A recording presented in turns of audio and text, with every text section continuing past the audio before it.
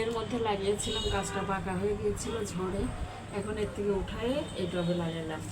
আর এই গাছটায় পিঁপড়ার যন্ত্রণা সহ্য করতে পারতেছি না, আর ফুলগুলো ঝরে পড়ে গেছে। এখন আমি এগুলো সব কেটে দেব।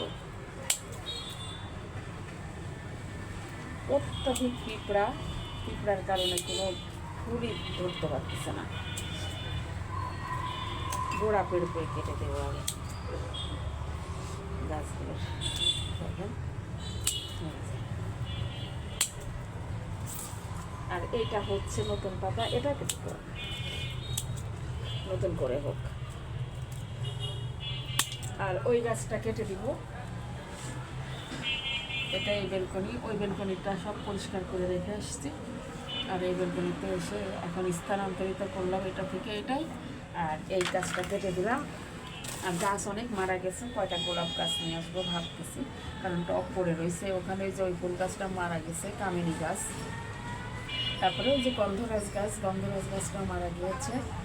তো কিছু গাছ আনবো ইনশাল্লাহ, নিয়ে এসে আবার লাগাবো।